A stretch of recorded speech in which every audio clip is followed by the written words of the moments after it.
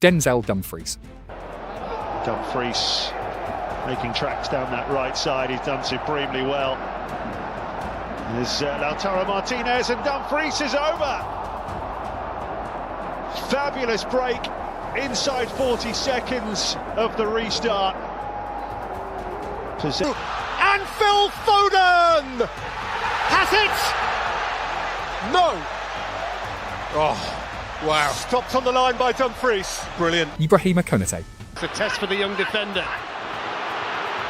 Passes the test with flying colours. Brilliant tackle. Konaté crunches in a Granit Xhaka. Great challenge. Player Gakpo. Bernardo Silva. Likes the tackle. Bernardo Silva should have been tackled. He danced between two. He is finally stopped right on the edge of the box and down again.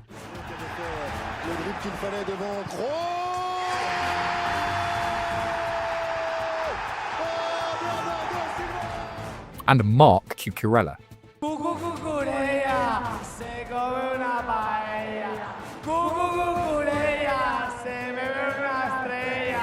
One explosive month with 5 consecutive signings. Mourinho and 4 world-class stars all arrived in less than 30 days. La Liga might have a Real Madrid problem it cannot solve. A manager who knows how to win ugly. A left-back who never stops running. A right-back who bullies space like it owes him money. A centre-back built for chaos. A midfield technician who turns pressure into control. The royal mentality has awakened, ready for a spectacular transformation. José Mourinho, regen of a squad next year. I'm happy, I'm smiling, so that means only one thing. Real Madrid are going to cook expeditiously come La Liga next season. Despite possessing some of the greatest talents on the planet, from Mbappe, Vinicius and Bellingham to Valverde, Real Madrid still ended the 2025-26 season empty-handed. The departures of Toni Kroos and Luka Modric left the midfield unstable without a true tempo setter. A defence ravaged by persistent injuries became more fragile than ever, and the dressing room descended into the turmoil that everyone already knew about. I don't think it's ever been as bad as this.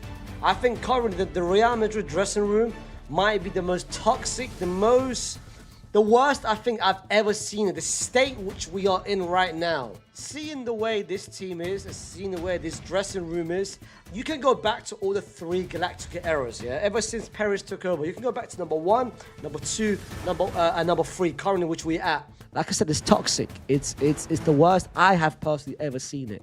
I've never seen it like this, where every player have got this player power where they think they are above the club. And that needs to change because Mbappe thinks he's above the club. And Vinny thinks he's above the club. And now you've got Alvaro Carreras thinking it, Dani Carvajal's thinking it. We can't have that. And the only person, as crazy as it sounds, the only person that can change that is José Mourinho. Florentino Perez found his answer in José Mourinho. The funniest part is that Mourinho himself, back in January, was still telling sports TV in the calmest tone imaginable. Transformou-se uma opinião numa notícia de forma até abusiva. Não conto comigo para as telenovelas. Há boas telenovelas, mas demoram muito tempo. Depois perde-se um episódio ou 2 e depois já não se apanha o rumo da telenovela. Não contem comigo que eu não vou em telenovelas. Only 5 months later, he officially signed a 3-year contract at the Bernabeu and took charge on July 13. It was classic Mourinho, because no one in this world creates drama better than he does, even when he is the one denying it. Real Madrid immediately stepped on the gas in the transfer market with seemingly impossible deals, signing Konaté and Bernardo Silva on free transfers, while also activating the blockbuster moves for Dumfries at €20 million and Cucurella at €60 million. For a total outlay of just €80 million, they secured 4 world-class stars. That figure becomes even more outrageous when compared to their rivals, who are prepared to spend €100 million on a single player who is not even guaranteed a starting spot. This remarkable transfer business officially elevated the project into one of the decade's super projects. This opening move is only the beginning, because the next steps will prove that Real Madrid are building a true empire rather than merely patching holes in the squad. Because money can buy elite stars, but winning DNA and composure under pressure can never be measured by money. Just imagine Real Madrid's dressing room next season under José Mourinho, the manager who holds the unprecedented record of a 100% win rate in European finals, from Porto in 2004 and Inter in 2010 to his Europa League and Conference League triumphs. That power becomes even more terrifying when combined with the group of newcomers experienced on the biggest stages, boasting a collective resume that includes 1 World Cup final appearance, 2 Champions League finals, 1 Champions League title, and 1 European Championship title. And that is without even mentioning the devastating core already in the squad, such as Vinicius, Bellingham, and Valverde. What kind of destructive force could this combination of a cup-winning king and battle-hardened warriors produce in reality? The answer lies in what happened during the 2024-25 season. By Jules Koundé, they were almost caught cold as Denzel Dumfries went in. Oh, what a flick! What a start! It's Marcus Thuram! And there's a chance, it's a second goal! And this time it's Denzel Dumfries with another brilliant finish. It's another good ball in, it's another header, it's another goal! And it's another one for Denzel Dumfries, who's having the night of his life. Just look at the way Denzel Dumfries single-handedly tore Barcelona's defence apart in the Champions League semi-finals, scoring 2 goals, providing 3 assists across the 2 legs, winning player of the match in both games, then walking into the final with the composure of someone attending an ordinary Tuesday evening training session. That mentality was not a temporary burst of inspiration, but the mark of elite quality shared by true champions throughout this squad. The clearest example is Bernardo Silva, the man who proudly lifted the Champions League trophy in Istanbul in 2023. To the right-hand side this time, here's Bernardo Silva. Rodri! This star has maintained his place among the world's elite for 9 consecutive seasons without ever backing down from pressure. However, to build an unbreakable steel framework, Real Madrid need more than elegant midfielders. They also need a cornerstone who has experienced every joy and heartbreak that top-level football can offer. That is why Ibrahima Konaté arrived to complete the puzzle. The French centre-back is more than familiar with the taste of victory after collecting an FA Cup, 2 Carabao Cups, and most recently winning the Premier League with Liverpool last season. He has also experienced the suffocating atmosphere of a World Cup final, where despite France falling to Argentina, Konaté still stood tall on the biggest stage in football. A warrior accustomed to lifting trophies, and even when defeat arrived on the final night, he still walked away with his head held high. Very happy, and I don't have words to describe what I feel right now, because it was a very difficult moment for me and my family the last 2 weeks, but this is part of the life and it's very hard to accept, but we don't have the choice to do it. And I saw the team, we had some injured players. I know I was not the manager on the call, and he said to me, I can take my time. I don't have to rush my back. But with this situation, I think it was important for me to come back and to help the team. And I think this is what I did today with the team, with on-field. The atmosphere was unbelievable today. And this is what we need until the end of the season. But Real Madrid did not stop there. They continued strengthening the flanks with a genuine trophy collector, someone who will silence every doubt about his value. That man is Marc Cucurella, and do not let the €60 million price tag fool you. This is absolutely not a stopgap solution. We are talking about the star who won Euro 2024 with Spain, then went on to conquer the Conference League and the 2025 Club World Cup with Chelsea. 3 major trophies in less than 13 months. Cucurella obviously had a great time at Chelsea. He's been a key player for the club. He's such a tenacious left back. When you ask Cucurella what he knows about the pressure of finals, the answer is not 1 victory, but 3 consecutive triumphs at the highest level. Bringing together these steel-willed personalities creates a team that knows no fear, turning Real Madrid into a psychological fortress. They go far beyond the definition of talented players learning how to handle pressure. They are warriors who have lived inside pressure, been burned by it, and still remain standing. Next season, when Real Madrid enter a do-or-die battle, nobody in that dressing room will have to turn to one another and ask, what does this kind of pressure feel like? They already know it better than anyone, and that is the priceless legacy that money can never buy. This philosophy of dominance aligns perfectly with the ruthless pragmatism of the man who who will lead from the front at the Bernabeu, Mourinho completely rejects the idea of playing for entertainment and focuses solely on the ultimate objective, winning at all costs. After 26 years at the highest level, the way he wins remains rooted in the same core principles, building from a solid defence, maintaining strict structural discipline, and mercilessly exploiting every opportunity. That defensive fortress is becoming clearer than ever through the personnel the Portuguese manager now has at his disposal. Look at the new defensive system taking shape. Cucurella, Konaté, Rudiger, Dumfries. It is a practical and precise calculation that follows the formula Mourinho has relied on throughout his career. He is recreating the familiar framework of centre-backs willing to bleed for the greater cause, like Ricardo Carvalho, John Terry, Pepe, and Sergio Ramos in years gone by, combined with two complete wing-backs to form an impenetrable defensive block. In this setup, Konaté provides ideal physicality and explosive recovery speed, Rudiger adds resilience and controlled madness, while the wing-back duo of Cucurella and Dumfries offers maximum flexibility, allowing the team to switch systems seamlessly depending on the flow of the match. Such a solid defensive platform is the perfect launchpad for the creative minds further up the pitch to maximise their danger. At the centre of this operation is Bernardo Silva, the player who completely changes the equation in midfield. I think they're getting a player who's obviously got a huge drive to win. He's been very successful throughout his career. He's been trusted, he's been available, and he's played, I think, probably 99% of all the games he could have done for the years he was at Man City, which was a lot of years as well. For the past 2 seasons, Real Madrid have desperately needed a midfielder capable of controlling the rhythm of a match rather than simply acting as a pressing machine or a pure box-to-box runner. They needed a brain capable of deciding when to launch attacks, when to slow the game down and retain possession to drain the opponent's energy before delivering the knockout blow. And Silva is the perfect solution. Under Pep Guardiola, he operated as a tireless number 8, but under Mourinho, this role could evolve into that of a true metronomo, a direct link between defence and attack, the master of the game's tempo, and the architect of deadly spaces for Vinicius, Mbappe, or Endrick to exploit further forward.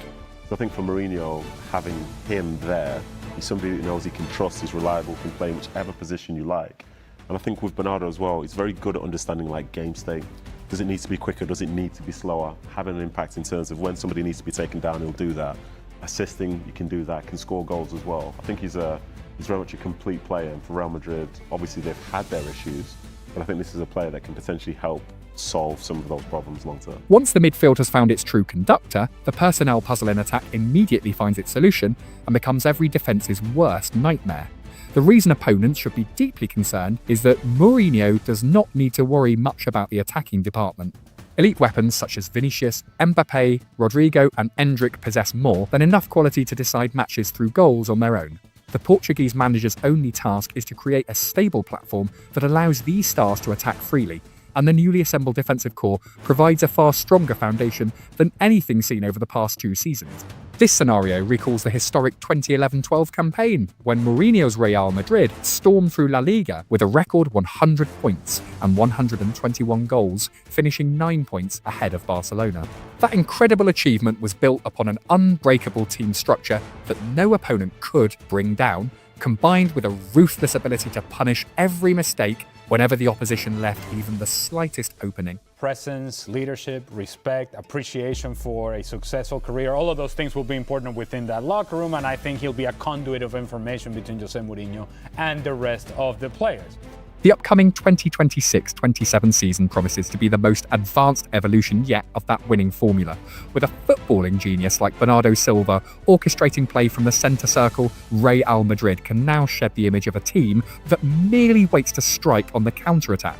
They possess the ability to suffocate matches at will and explode into action the moment they sense even the slightest opening in their praised defence. Yet the road to this brutal pursuit of glory will certainly not be as smooth as it appears on paper. After all, this is Real Madrid, and at the Bernabeu, nothing is ever simple. Before dreaming of the glorious image of Mourinho proudly lifting the Champions League trophy into the night sky, we must confront the very real risks that could bring this entire dynasty crashing down. The first obstacle is the issue of age and injuries. The harsh reality is that Bernardo Silva is already 31, Dumfries has reached 30, and Rudiger is now 33. Even more concerning is Ibrahima Konaté, a centre-back with a history of injury problems, having missed as much as 3 months through thigh and ankle issues over the last 2 seasons alone. Meanwhile, Mourinho is renowned as an extremely demanding manager whose methods place enormous physical demands on his players. The big question now is whether this aging and somewhat fragile core can maintain peak performance throughout a grueling campaign. Alongside concerns about fitness, another ticking time bomb follows the Portuguese manager wherever he goes. It is the dressing room, the eternal storyline of Mourinho's career. The special one is famous for igniting fighting spirit and creating extraordinary unity in the short term. But he has also been at the centre of fierce conflicts whenever major personalities can no longer tolerate the suffocating pressure of his demanding management style. At the moment, Real Madrid are an ill-disciplined club. They've got ill-disciplined players. When they start to lose games, we see Mastentuono get sent off for a reckless challenge. We've seen Mbappe go over the top on a player when things weren't going his way. We've seen Vinicius Junior's antics. We've seen Jude Bellingham not being disciplined on the field. Goulet got himself sent off a couple of times after the final whistle. Do you think that Mourinho is going to stop that ill-discipline? He's going to add to it. Whenever you see Mourinho now, and that's going to happen more and more and more when he comes to Real Madrid. It's going to be fun to watch, but it's not going to be pleasant, I don't think. During his first spell at the Bernabeu, Mourinho himself described his third season as the worst period of his career because of internal fractures within the squad. This time, the challenge will be even greater as he attempts to manage superstars such as Vinicius, Mbappe and Bellingham. Egos carrying Ballon d'Or level status are never likely to shrink for anyone. But I think in this moment, having the likes of Mbappe and Vinicius Junior there, you can try and empower somebody that maybe doesn't have their same rank, but that doesn't necessarily put them on the same level as those two players in terms of level of importance, especially to the dressing room space as well. So I think he'll have to do things differently according to what it was from back then. That clash of personalities becomes even more likely in the uniquely ruthless environment of Spain's Royal Club. This is where the third risk emerges, the pressure for immediate success. Real Madrid simply does not recognise the concept of a transition season or a period of experimentation. At the Bernabeu, the only philosophy is to win immediately, and 2 trophyless seasons have already pushed the patience of the Madridistas to its absolute limit. One shaky September, filled with a few disappointing results, would instantly unleash the familiar question from the Spanish media: who will be the next man in the hot seat?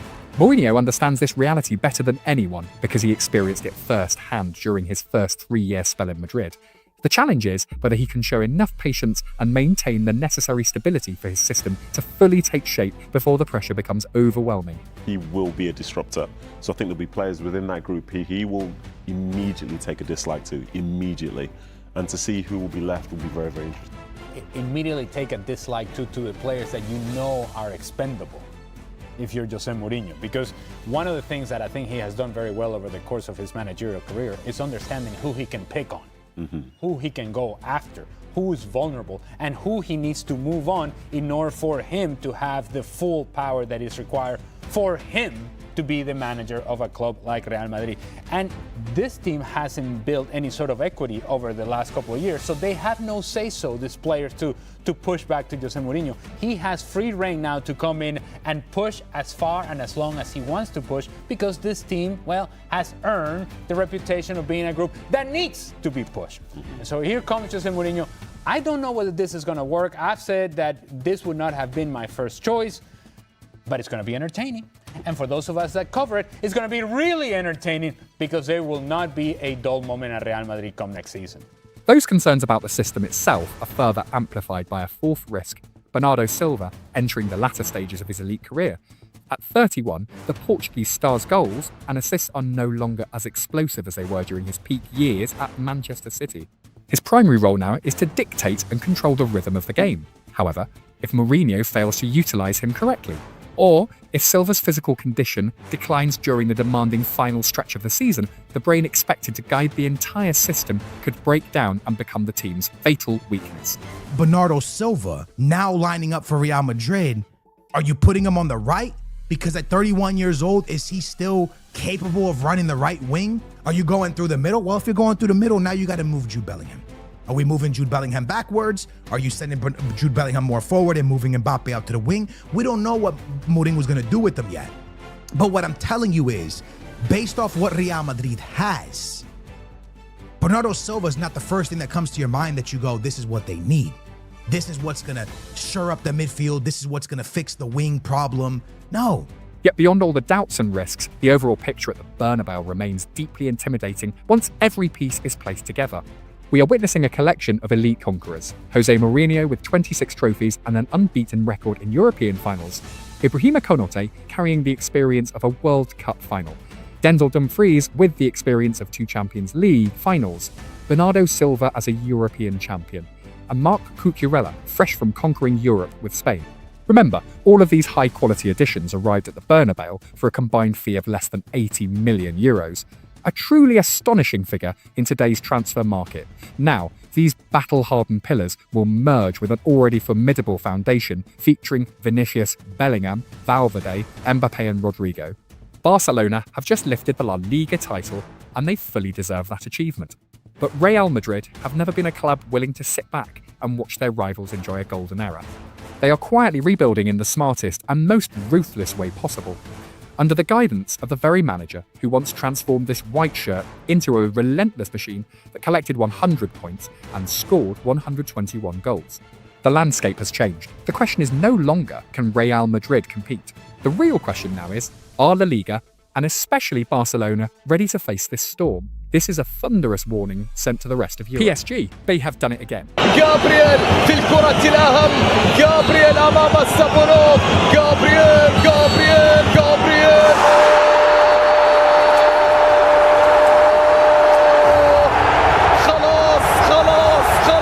خلاص باريس سان جيرمان بطلا لبطولة دوري أبطال أوروبا. الكل ينادي ارفع الكاس يا ماركينيوس واعلن باريس بطلا لأوروبا فائزا بأمجد بطولاتها. فاللحظات الخالدة بالإمكان أن تتكرر وما أجمل. No superstar, just one team ready to fight for one goal. 2 times in a row. But they're not just in terms of winning the Champions League, but they're the best team in Europe to watch, and their ability and the way they move the football around. It's seamless, it's slick, and it's brilliant to watch. Not today so much, but in a general rule of thumb, it is brilliant to watch. Kvaratskhelia, Dembélé, Vitinha, derail. One system, one philosophy, and one era of dominance. The result, back-to-back championship doubles.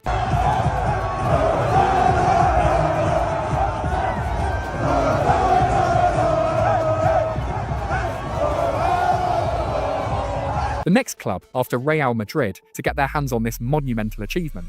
3 in a row? I hope so! Meanwhile, somewhere in Madrid, Kylian Mbappé is quietly watching it all unfold through a screen, witnessing his former club reach the summit of glory and become back-to-back champions without his presence anywhere in sight.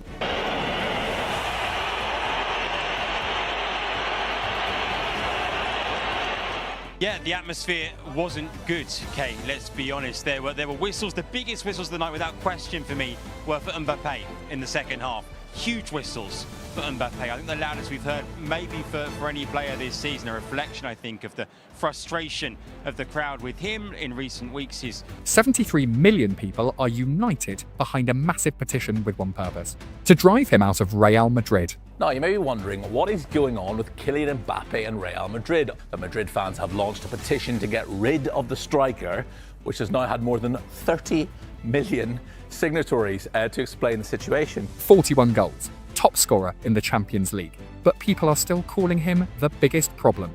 Mbappe had 62 goals for Real Madrid. There is people who want him out of the fucking club. Do you understand the difference? Based on stats, no, this guy should be untouchable. But there is people that want him to leave the club because the team is not performing when he scored a dumb amount of goals. PSG have won back-to-back titles, while Mbappé has suffered back-to-back failures. So is he really the problem, or merely the victim of a much bigger story? If you're Mbappe now, seeing your former club win back-to-back UCL trophies, meanwhile the Real Madrid team that you joined was a former UCL winner, but now since you have joined them, Real Madrid has gone trophyless the last 2 seasons. Unless Kylian Mbappe doesn't have a great World Cup campaign, there's going to be very, very uncomfortable conversations about Mbappe and his club legacy. Every answer surrounding become. Forget the PSG of the past with Neymar, Mbappe and Messi, a team that had all the glamour in the world yet always fell short of the Champions League throne. The PSG of 2026 is a machine operating on an entirely different level. Luis Enrique's philosophy is built on two core pillars: possession football and high-intensity pressing, where superstar egos are completely erased in service of the system. Kvaratskhelia is the perfect embodiment of that idea. He doesn't need to be a media-dominating superstar.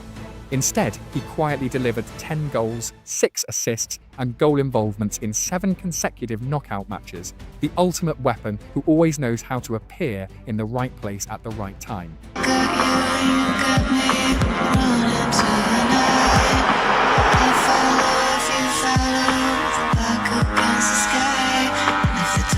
In midfield, Vitinha, the man of the match in the final, finished the campaign with 1898 touches across the tournament, while also equaling the record for most completed passes in a Champions League final, a mark previously set by the legendary Xavi in 2011. Maybe get a shot away. Spurs were very quick to come out at him, especially Romero. Vitinha, oh, he's done it again! Second time in the game, Vitinha. Uno de los titulares del equipo, lo mismo que ocurre con Marquinhos. And this is the key point. PSG don't need one player to score 40 goals a season. They need everyone to step up when it matters.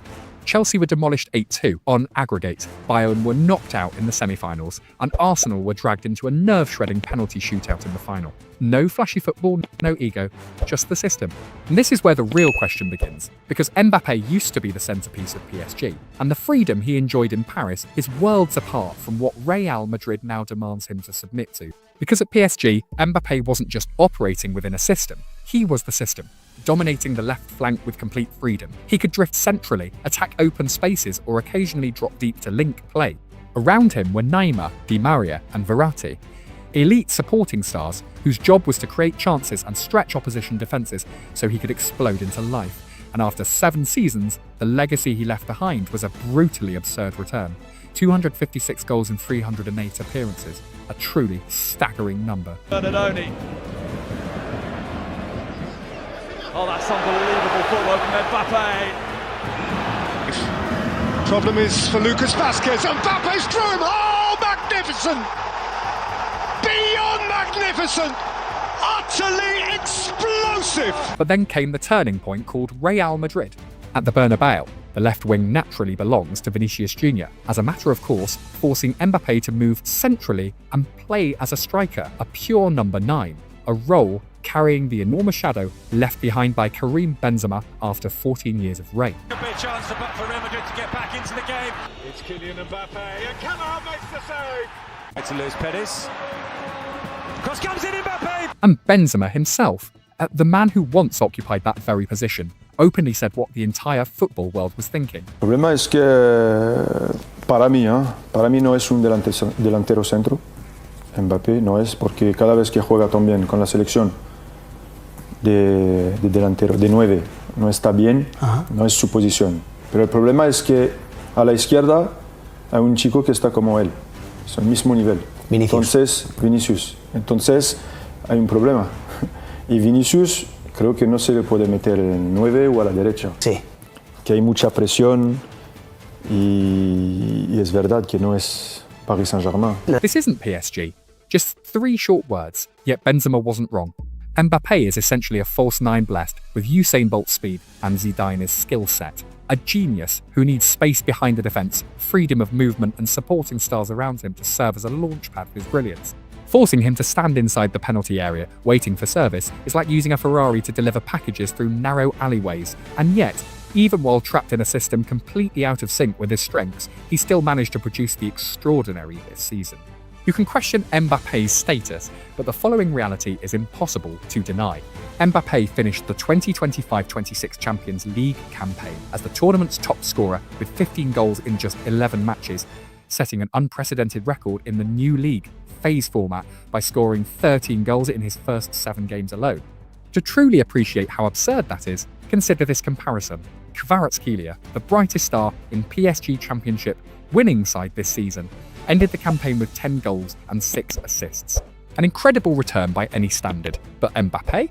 He scored 15 goals all by himself, The perfect example came against Olympiacos, where he scored a hat-trick in just 6 minutes and 42 seconds. It was the second fastest hat-trick in Champions League history, trailing only Mohamed Salah's record.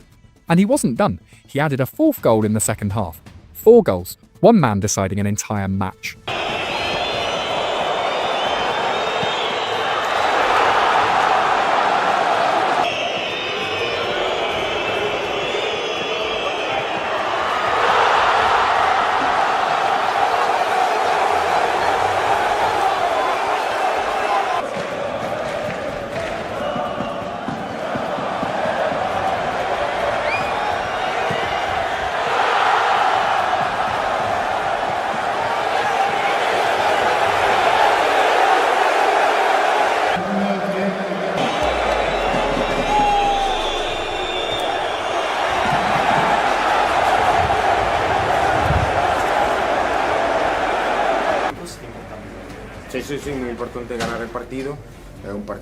And that, perhaps, is the ultimate irony modern football has ever witnessed. The game crowned Mbappé as Europe's greatest goalscorer this season. Yet fate still forced him to pack his bags and go home at the quarter-final stage. And now, behind the glory of the Golden Boot lies a brutal reality at the Bernabeu. 73 million people don't care how many goals he's scored. They're simply lining up to find a way to push him out of the club. Munich, April 15th, 2026. The Allianz Arena. Real Madrid entered the match carrying a 1-2 defeat from the first leg, with the huge pressure for a comeback. Just 35 seconds after kickoff, Arda Güler stunned the entire stadium with one of the fastest goals in Champions League history. Last week, so bring it on. That's given away by Neuer, and it's straight to Arda Güler, and that is what he can do from range. He scored one from inside his own half earlier in the season, so that was small fry for him. Just 45 seconds into the game, Real Madrid are back on terms. Manuel Neuer, so pivotal last week, has made a horrendous error. And he wasn't finished. The Wonder Kid struck again to complete his brace before Kylian Mbappé added Madrid's third goal. Vinicius Junior again, running this time at Jonathan Tah, trying to come infield, feeds Mbappé, and he gobbles up the chance to make it 3-2 Real Madrid. On the night, 4-4 on aggregate. This stunning game of football takes another dramatic twist. Real temporarily led 3-2 on a nerve-wracking night, but the aggregate score had now been dragged back to level terms at 4-4. Then, in the 86th minute, disaster struck as Eduardo Camavinga received his second yellow card and was sent off. After the match, coach Arbeloa bitterly described it as an obvious turning point, while Jude Bellingham openly labelled the referee's decision a joke. Reduced to 10 men, Real Madrid completely collapsed. Luis Diaz punished them in the 89th minute, before Michael Olise extinguished all remaining hope with an unbelievable scissor kick finish in stoppage time. The aggregate score finished 6-4 and Real Madrid were out. And the media, of course, they placed the blame squarely on Mbappé. The irony was impossible to ignore. He scored that night, earned an 8/10 performance rating, and sat alone atop the Champions League scoring charts, yet he was still the first name chosen as the scapegoat. Meanwhile, PSG, without needing any individual to carry the burden of scoring 15 goals, calmly continued their march toward Budapest. Yo creo que fui muy valiente la temporada pasada cuando os dije que pensaba que íbamos a tener mejor equipo en ataque y en defensa. Yo sigo pensando que somos mejores en ataque y en defensa y los números están ahí. Nos hubiera encantado tener a Kylian y los jugadores seguro, por lo que le tenían a Kiki, pero creo que el equipo está respondiendo a un nivel espectacular. Os dije que me encantaría que hubiera, en vez de un jugador que marque 40 goles, 4 que marcaran 12 cada uno. Ya han superado con creces esos números y invitamos a los demás, y ese es nuestro objetivo como equipo, mejorar. And this is where the absurdity reaches its peak. PSG lifted the trophy with a system that worshipped no single superstar. No one needed to score 40 goals. No one was forced to carry the responsibility of saving the entire world. At Real Madrid, meanwhile, Mbappé scored 41 goals, ruled the Champions League scoring charts, and was rewarded with deafening boos inside his own stadium. It can be Kylian. It can be Mbappe. Mbappe comes into Real Madrid, and we all thought, and I think rightfully so, we thought this is going to elevate Real Madrid. Because he would be able to check this ego at the door given the fact that Real Madrid were successful without him. They didn't need him. And what he has come in, whether he intended it to be the case or not, he has wrecked this team. He scores, the team loses, and the media are always hungry for a name to splash across the front page. The truth is simple, Kylian Mbappé has become the easiest scapegoat in world football today. But the real question isn't, is Mbappé actually bad? PSG have become champions for a second consecutive season. His former club stands on top of Europe without him. The media immediately jumped in with the most damaging question possible. Does Mbappé look back with regret? The answer is no. Is this an excuse? No. It's simply logic. PSG have won just 2 Champions League titles in their entire history. Real Madrid have won 15. In the summer of 2024, Mbappé walked onto the Bernabeu pitch in front of 80,000 supporters and proudly declared, "Playing for Real Madrid has been my childhood dream." Ha dormido durante muchos años con el sueño de jugar con el Real Madrid y hoy se realiza mi sueño. Soy un chico feliz hoy, muy feliz. Yo sé que fue un trabajo difícil, pero ahora ganamos. Estoy aquí, soy un jugador de Madrid. Es un día increíble para mí, increíble. Desde que soy un niño tenía únicamente un sueño, fue de jugar aquí y de ahora estar aquí. Ahora tengo un otro sueño. Este sueño es de cumplir. Quiero cumplir un otro sueño, es de estar a la altura de la historia de este club, el mejor del mundo. The unfiltered truth, stripped of all PR spin. He had dreamed of this moment since he was a child growing up in Bondi. History provides the broader perspective. Cristiano Ronaldo joined Real Madrid in 2009, yet endured 5 long years of pressure before finally lifting his first Champions League trophy in 2014, the launchpad for the unprecedented three-peat that followed. Mbappé is only entering his second year in white. He is 27 years old, in his prime, and under contract until 2029. PSG triumph is a magnificent achievement that deserves every bit of praise it receives. But Mbappé's Champions League story is far from over. If anything, it has only just begun. And now, the next chapter begins. Florentino Perez will not calm the storm by selling Mbappé.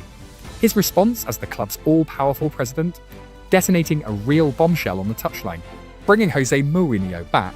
Very big breaking news. We do, and it's about José Mourinho because it's been confirmed he will become the new Real Madrid manager. José Mourinho back to Real Madrid. Here we go, the deal is done. José Mourinho always wanted to go back to Real Madrid. Now the agreement between the Special One and Real Madrid is done and closed. The agreement has officially been signed, running through 2029. All that remains is for Florentino Perez to secure re-election as club president on June 7 before unveiling this media bombshell to the world. And what are José Mourinho's first words upon taking charge? Mbappé stays, not for sale. Why is that statement such a turning point? Look at how the Special One has shaped superstar-filled teams throughout history, and the answer becomes clear. It's about bringing in someone who is perceived to have taken Real Madrid into a more competitive era, but above all, it's about personality. It's about the perception of what he did in terms of taking on Barcelona. It's a perception of what he did in terms of being a public mouthpiece, and also a perception of what he was within the dressing room, having the authority. And so this is driven, as I say, by that sense of nostalgia. And of course, the thing about nostalgia is that some of the details, some of the awkwardness, some of the nastiness kind of gets forgotten with time. It gets lost in the mist of time, and people just hang on to the bit that they liked. And the other part of this, of course, is the crisis that Real Madrid have in the dressing room at the moment, which has been just extraordinary to watch everything unfold over the last 4 or 5 weeks. And of course, when you start looking around and start thinking, who do we bring in that has a force of personality, you come inevitably to Mourinho. And Mourinho has never forced stars to serve the system. Quite the opposite. He builds the system to elevate the stars. History has already proven it. When he had Cristiano Ronaldo at Madrid, he brought in Luka Modric to completely unleash CR7's killer instinct. At Chelsea, he engineered his counter-attacking philosophy around the destructive force of Didier Drogba. The same pattern emerged with Zlatan Ibrahimovic at Inter Milan. Fast transitions and rapid counter-attacks, that's exactly the oxygen Mbappé has been craving. Vast open spaces behind opposition defences, explosive, devastating speed. A target striker serving as a pivot so he can roam freely and attack from every angle. PSG conquered Europe through possession football and territorial dominance. But Mourinho's upcoming Real Madrid will be gambling on something entirely different. A deep defensive block and counter-attacks as sharp as a razor blade. And in that ruthless, predatory brand of football, Mbappé is simply the most terrifying weapon on the planet. PSG in 2026 are a perfectly programmed collective. The right system, the right players, guided by a tactical mastermind who knows exactly what he is doing. Every piece of glory they achieved was fully deserved. Mbappé in 2026, meanwhile, is the story of a genius trapped in the wrong system, under the wrong manager, inside a dressing room, seemingly tearing itself apart from within. And yet, he still managed to score 41 goals. Take a moment and really think about that number. 41 goals in the middle of absolute chaos.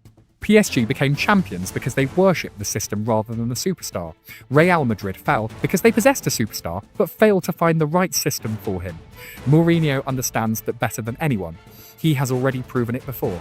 And once the pieces click into place, once Mourinho constructs the perfect framework to free Mbappé from the burden of being a makeshift number 9 and places Real Madrid into a footballing structure designed to maximise every one of his strengths, then PSG, Arsenal, Bayern, and everyone else will be staring into the face of a genuine nightmare. Because there is one ultimate truth that never changes. Mbappé scores goals. Mbappé always scores goals. And for the first time in 2 long years, he is about to be guided by a manager who truly knows how to transform that killer instinct into a weapon of mass destruction. 7. That's the real story. Not the boycott campaigns, not the deafening boos, and certainly not the media-fueled drama. The real story is what happens next. If you enjoy our video, don't forget to hit like to help this video reach to other football lovers, and hit the subscribe button to follow for more interesting videos about football stories. See you in the next video.